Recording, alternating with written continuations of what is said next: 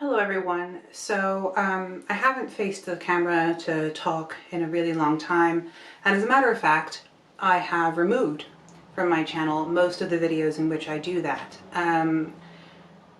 Mainly because I don't think it's actually that healthy for me to be facing the camera and having to edit and look at my face and so on in general. But I've taken a good long break from posting with any regularity on YouTube in particular, and the time off for me specifically has been pretty helpful. One of the things that it has reacquainted me with is the pacing at which I understand my own creative process. I really enjoy the sorts of channels that can post with regularity or that have their platform more strictly associated with their business or their brand, or just their creative output in general, the generation of a portfolio. I really enjoy the approach that a lot of people have to creative ideation and what they feel is, video worthy. So they're either more able to produce a finished result or less tied to the idea of a finished result and more dedicated to just showing the step-by-step components of building a project over time. All of that is some of my favorite stuff on the internet. But I found that I needed to take time away to understand better what my pacing is in the context of my own neurodivergence and my own goals for myself. I'm feeling more refreshed about that now, and I think in general terms I will probably not be facing the camera very often. But as a starting point, I thought, why don't I loosen up a little bit and talk about some of the things that I have been exploring recently. One of the things I've realized is that I'm much more comfortable talking about where some of the basic inspiration comes from, the sort of more democratic, open source, available as resources and as artistic movements, historical information. All of that kind of thing is easier for me to talk about because that's where the inspiration comes from. That's what a lot of people have more access to, rather than so explicitly exactly what I'm doing when it's not yet a finished product or project. It's not completed yet. So, in the moment of working on something, I can say, this is what's going into this, rather than this is what I think I'm doing, or this is what I am doing, this is what the result will be. I'm much more comfortable with that once something has been produced. So, for example, that can be seen a bit more in some of the poetry and music and video editing kind of videos that I do. Some of the most recent one being You and Me and the Devil Makes Three. The various creative components of that were worked on over time, including these earrings, which I can show very briefly, based on the Devil's Foot from the Storyteller episode, The Soldier and Death. And I've made them with historic mismatched earrings in mind. So there's just a foot on this side. And then with the black flowers, quite lovely black flowers, as he says in the episode. On this side, right? Those had been done at a different time to when I first wrote the poetry that I decided would go in that video. And that had happened at a different time to when I suddenly kind of had finally processed and understood what music I wanted to use and what I was trying to say with that. The visuals that I came up with and some of the outdoor photography and so on that I had included in that video were gathered over time with some of these ideas in mind, but with the finished result not yet fully conceived. So I'm much more comfortable with having that be essentially almost like an exhibition space, those sorts of videos, and my channel in general. I'm much more comfortable with the idea of I can talk about something in real time if what I'm aiming the camera at and showing you is the drawing process itself, as I've done, for example, with some of my Come With Me While I Draw a Tarot Card videos, which I do actually want to continue. So I'm basically finally getting around to the point where I think I understand better what I'm comfortable with talking about or showing versus, you know, the usual, as I've done a little too uniformly perhaps in the past, sit down, show you my research, da, da, da, da, da, and then feel uncomfortable with the way I express myself afterwards because it felt too static and it felt like I was declaring something instead of communicating that this is a messy process and I'm not a business or a brand and I don't really know where this is going outside of the way it sounds in my own head, which I can't verbalize very well because I'm autistic. Right? So, with all of that said though, I realized I could talk about some of my projects from the viewpoint of how they talk to each other and where they're coming from. So to start with tarot, as anyone will know, a lot of my aesthetic choices with my tarot decks are topsy-turvy in nature. There are many of them very sort of satanic themed or very dark, gothic, macabre, death positive, focused on decay, focused on dark colors, kind of themed. To set the record straight, I am not like a Satanist, but I do consider myself, insofar as I am outside and against the hierarchical institution of the Catholic and otherwise Christian churches, I consider myself demonic and demonized in that regard. So it's more like, I almost view demons more like magical entities and fairies, like in a very similar way to how I view fairies, basically otherworldly creatures defined by their outcastedness. I myself do not actually partake in any Christian or born of Christianity ideologies except as visual motifs. I have my own pagan identity and understanding, and demons as such, as defined by Christians, really isn't actually part of it, except when I'm talking to and about society at large. So a lot of my taste, though, visually runs in that direction because what I'm doing is expressing through visual reference how I think and feel about things. So a lot of my tarot decks, as you know, focus on that. But from there, there's also just the focus in general on dark colors with jewel tones on top, right? So some of those decks that I mentioned partake in that. And then other decks that are not in that vein still partake in that. A lot of my collection is occupied in that kind of territory. So some of my favorite stylistic ones that I use to talk to myself about the way I process the world are the Afro Tarot and the Dust to Onyx Tarot, which actually always lives over here on my working magical spell work, active workings kind of space. Right below my signed picture of Magenta and Riff Raff making out with candles. It's signed by Patricia Quinn, who was Magenta. If I'm not giving people Magenta vibes in my life, then am I even living correctly? I mean, come on. That's the vibe. But anyway, Afro Tarot, Dust to Onyx Tarot. The jewel tones in the Afro Tarot specifically, and the sort of matte black backdrop of the Dust to Onyx Tarot are really where it's at as far as I'm concerned, with the highlights of like the texture of embossed gold. Then there's also the Ference Pinter Tarot. Funny story about this, I originally tried to acquire it from a socialist shop here in Ireland as part of my attempt to not have to order overseas. However, though they took my money, they never delivered me the product and wouldn't respond to correspondence. I tried phoning them, I tried emailing them, and so on. And so finally I had to go through the bank to get my money back, which was an interesting experience. So I did end up having to order this more, I think I got it directly from Los Garabaos, so at least it was still within continental Europe. But just for shipping, you know, trying to save on the wastefulness of shipping. But the Ference Pinter Tarot is super interesting. Even just the images on the cover is super interesting from the perspective of like how we understand the body, where the shoulder is, the stark nature of certain silhouettes, jewel tones, physicality, texture, flecks of gold. Can we see this? There we go. You know, historicity, but like through modern lenses.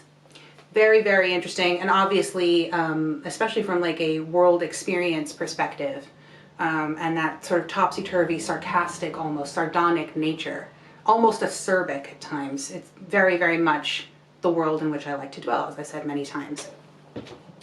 There are lots of decks that I've been working with to kind of encapsulate this, but two others that have been featuring very heavily are the Aspects of a Goddess Oracle by Elisabetta Trevisan. You will see that I have put gold tissue paper over every place where the word woman occurs.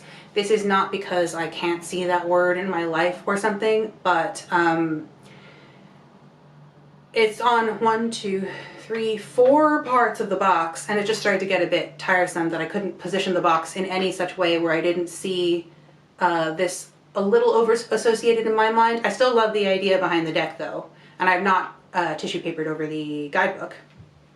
I had an experience recently where someone who came as a guest into my house immediately turned to me and started talking to me about woman stuff, thinking that he had invented the term womance and sister from another mister, and thinking he was so clever. Woman this and woman that, ha ha ha, you're a girl, right? I am gonna say my girl stuff at you now, woohoo, periods. I literally did politely try to correct them a couple times, but they wouldn't even let me speak, so I'm like, oh, okay, you're not invited back anymore. Fuck you. So I'm a little over the excess in my life anyway. Again, no shade to anybody else, but just in the context of my life, I'm a little over that association. However, the emphasis in this deck of how people are draped, the stripes in their fabric, the jewel tones that they wear, their hair kind of entwining with the patterns of leaves behind them and so on, is deeply inspirational, as are all of the sort of affirmations and sort of grounding statements on the cards. And as we know with my relationship with the Crystal Tarot, I love Elisabetta Trevisan's work. Another deck I've been using quite a lot is the Seasons of the Witch Mabon. How do people say that? I only ever say, you know, Imbolc, Lunasa, Samhain, Bealtaine. I don't, everything else is like a solstice or an equinox to me in my practice. So I don't actually use this word, and I don't know how to say it because I never pay attention when people say it. But at any rate, I've been using this Oracle deck. One of the cards that really sold me on actually finally acquiring it was the wool card, because of course I know the magical properties of wool. And the sort of folk meets historicity aesthetic of the deck really, really helps talk to me about that as well.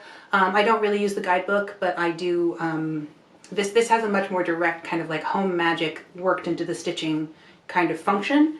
And the color palette, again, dark with those autumnal jewel tones, is very much feeding into a lot of the decisions that I've been making over time since getting this, but also just before that.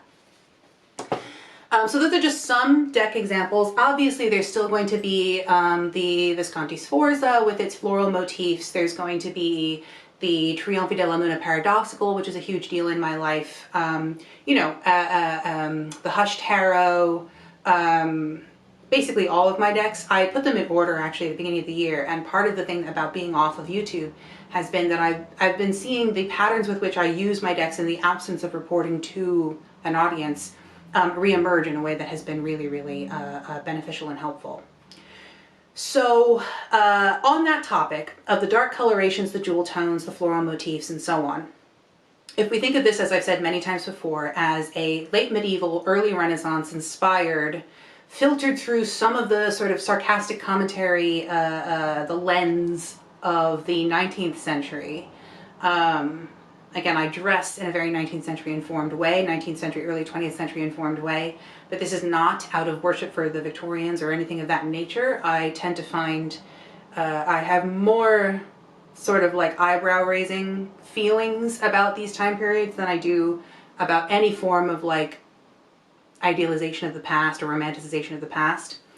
But what I find, especially in the 1870s, 80s, certain aspects of the turn of the century, as the Edwardian silhouette narrows back down a little bit, but before it goes full columnar again, I find there's a lot of overlap with medieval silhouettes and certain aspects of, say, 17th century witchcraft persecution time period kind of silhouettes.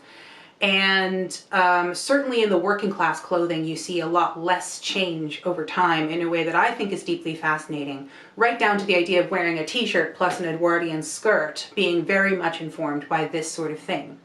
So if we combine that with the dark tones, the jewel tones, the florals, the gothic nature, I've been expanding on those themes like more than I already have in my life.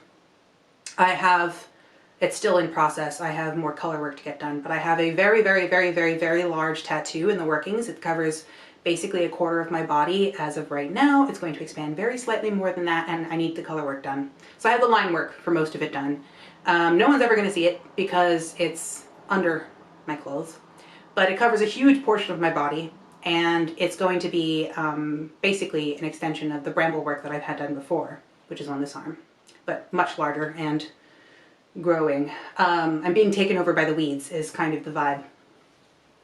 And from there, with that connection of the body to the clothes, to the world around me, how I feel as I grow and become, and in many ways struggle to define myself, I've also been working on understanding the function of florals, dark florals, that millefleur kind of component in my own clothes.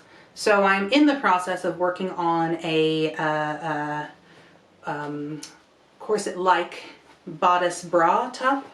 For anyone who is part of the historical costuming world, this is the top half of the Pretty Housemaid corset, which is by and large a corded corset. And the idea, looks too long right now because it will be trimmed and then edged, or rather put, bias tape put on it. But essentially I made this once before in a different fabric with a slightly different backing fabric. This is black coutil. It was just linen, very, very, very thick linen before. So I'm working on this now as an underlayer where I'm leaving the florals visible, and I will be attaching just a strap, mainly just to make sure that things don't shift too much. It's not going to actually be part of the supportive function because that actually comes from the material itself. So there will be a strap that will be vaguely visible. If I'm wearing a see-through top, it will be vaguely visible. But this kind of millefleur motif is something that I've realized that when it's on the outside of my body is a bit too much by and large. So I had actually made a t-shirt out of this material. I'll show this material up close so you can see real quick. But from far away, it just is a little too much on me. So I actually overdyed it with black. I've done this with several of my other floral motif tops. So I made this right down to the, can I show them? Right down to the fabric covered buttons that match. I took buttons and covered them with myself and then sewed them onto the top, obviously. But now, the sleeve length on this, which I'm struggling to show, this top, the sleeve length is to about here. Now it is a dark floral experience. So I'm back in the territory of that columnar silhouette, essentially, over which I can then ornament with added jewel tones, textured gold and silver and whatnot, large statement earrings. I'm going to be doing the same with this floral print because for me the gray tones, the value in the colors on this are a bit off. And again, from far away, it's just a bit much for me. My plan was to make a vest out of this, which I will probably still do, but I actually think I have enough fabric maybe to eke one more top out of it. So I'm gonna over-dye it very lightly first to kind of tone it down and get everything to feel a bit more uniform to my eye. Again, a lot of this has to do with my own processing of sensory information like color, texture, and so on. As I've said before on the channel, although I don't think the video is visible anymore, I am tetrachromatic, so a lot of the sort of slight differences in the colors will bother me specifically, regardless of whether or not anybody else cares. Which is part of the reason tarot helps me talk to myself about this stuff. So anyway, those are those sorts of florals. If we combine that and that idea of a dark, stark silhouette with that turn of the century RWS, Picard tarot system, genesis and spread of the post-Golden Dawn tarot decks, even though the esotericism of those decks is not always my thing, I like making those visual references. So if we combine that with a lot of that 19-teens, early cinema, 1920s, 1930s, femme fatale, dark aesthetic. I also made myself a pair of very wide-legged trousers out of this stretchy black and copper fabric, which I have loads of. I made a top out of this once, which needs some adjusting. But I made wide-legged trousers. If you think about like the sort of slacks worn by, I guess in the 1930s, Marlene Dietrich, I made a wide-legged pair of slacks essentially out of this material. They're very drapey, very flowy. If to wear that with a long columnar black top, a little bit of floral peeking out underneath if it's a non-corset day, and then to have something very 1920s or very turn of the century done with the hair, and then a bit of an early cinema Theda Bara inspired makeup look, you kind of get what I'm going for with this. That all of these different things begin to talk to each other. The visuals of the decks, the visuals of certain art historical movements, the silhouettes that echo through the time periods, you know. To develop over time a really tight, cohesive understanding of these things is my goal. Other things that I have been working on, I can show an example here, is that I have wrapping paper. I believe in the past on this channel somewhere, I've said that this was William Morris paper, but it's not. It's just a paper that from an artist that's at the V&A. I think it's Durrell, is that the last name? I also have a Walter Crane paper, the Cockatoos or Cockatiels. For anyone who remembers, although this video is also no longer visible, I mentioned Walter Crane before when I was talking about the aesthetics of the turn of the century, because Pamela Coleman Smith absolutely would have functioned out of that visual set of references and leitmotifs. And Walter Crane also wrote a whole book on the aesthetics of that time period, which I can link a resource to. I think there's a version of it on archive.org or something like that, so I can put a link if I can find it. But I was thinking of using that kind of paper to make more earrings. Not paper mache in this case, but stiffened paper, almost like you would do to make a buckram stiffened top in the Renaissance, right? Layers of glue and then fabric or paper to kind of stiffen things. I was thinking of making green and gold toned large earrings that I then might cut in a shape that evokes certain things about the Middle Ages and so on. So I'm still toying with that idea. If I can find paper that is a specific set of William Morris designs, I will also be doing that. Because why, like, homemade jewelry is totally accessible. Paper mache clay is made almost entirely of the same materials you make paper mache out of. Link below for where I got recipes for that.